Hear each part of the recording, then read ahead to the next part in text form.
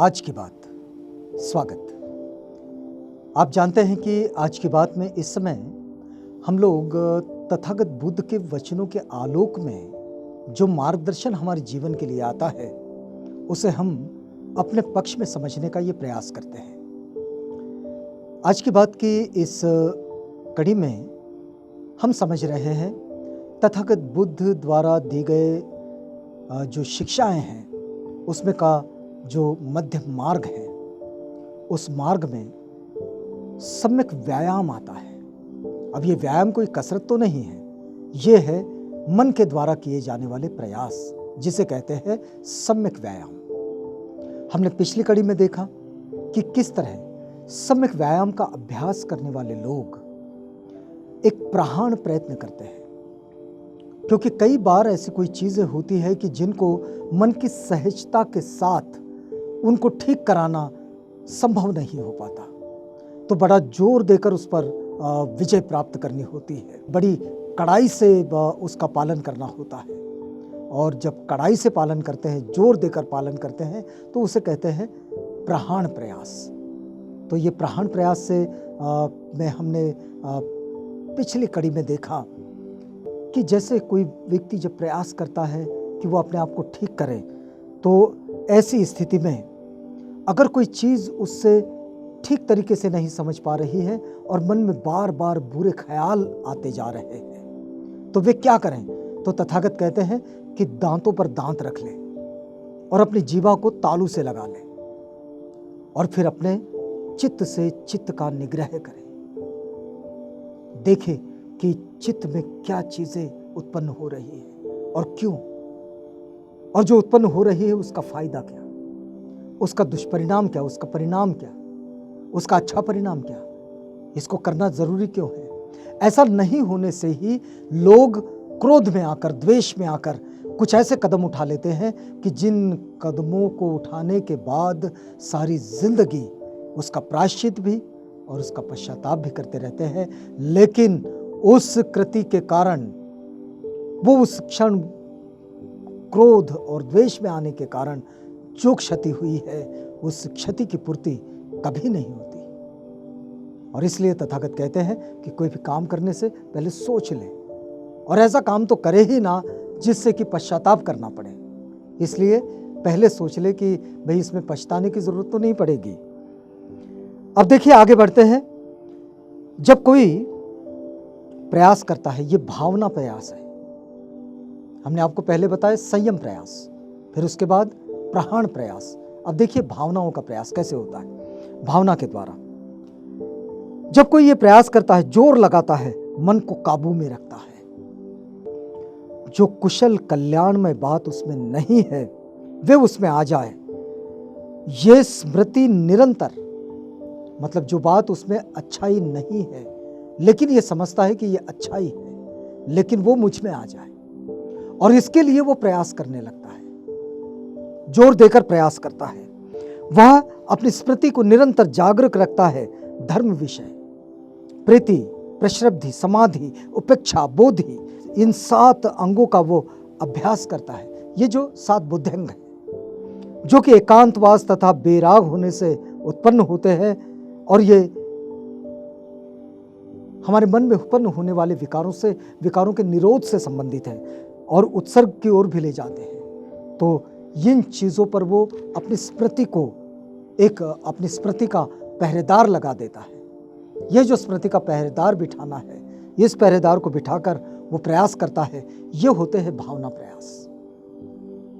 एक प्रगाढ़ प्रयास, एक संयम प्रयास और ये भावना प्रयास। अब समझते हैं कि अनुरक्षा प्रयत्न क्या होता है। ये सब सम्यक व्यायाम का हिस्सा है। तो अनुरक्षा प्रयास क्या होता है?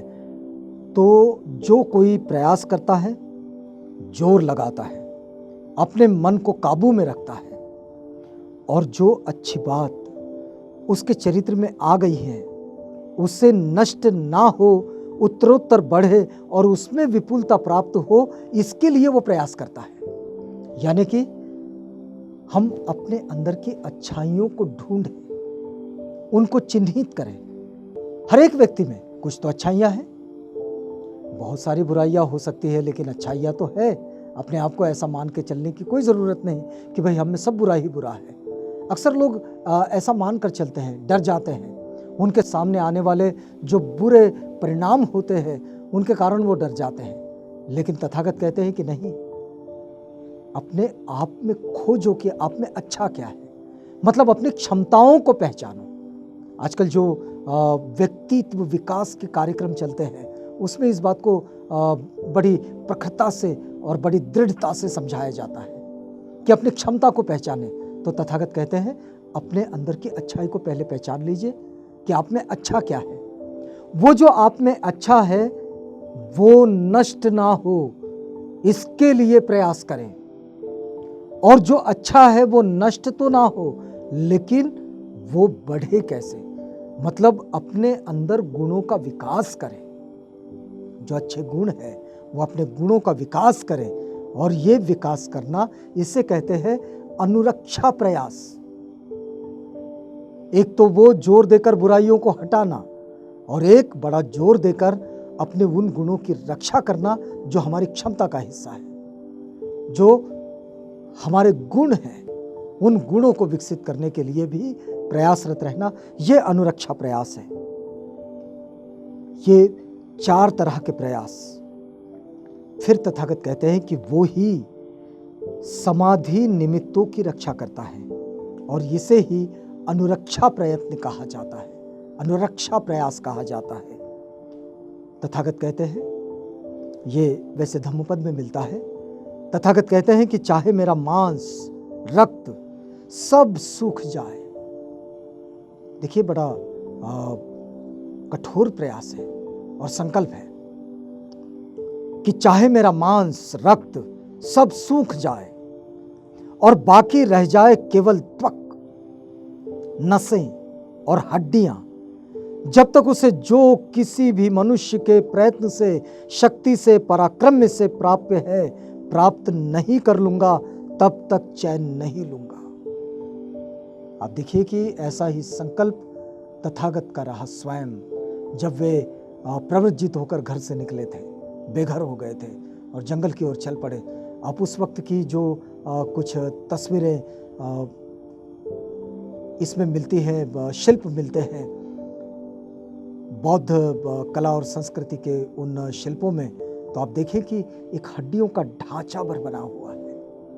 यहाँ तथागत कहते हैं कि चाहे मेरा मांस रक्त सब सूख जाए, बाकी रह जाए सिर्फ त्वक, नसें, हड्डियां, तब भी जो कुछ मनुष्य की शक्ति से और उसके पराक्रम से प्राप्त है वो मैं प्राप्त नहीं कर लूंगा, तब तक मैं चैन नहीं लूंगा। इसे ही कहते हैं सम्यक व्यायाम। और ये तथागत ने सिखाए हुए मध्यम मार्ग का एक बड़ा महत्वपूर्ण अंग है। अगली बार आपको बताएंगे कि सम्यक स्मृति क्या होती है। तो इस कड़ी में यहाँ पर रुकते हैं, इस वादे के साथ कि कल आपसे पुनः भेंट होगी जब हम इसी कड़ी में आगे बढ़ेंगे। तो तब तक के लिए हमें इजाज़त दीजिएगा।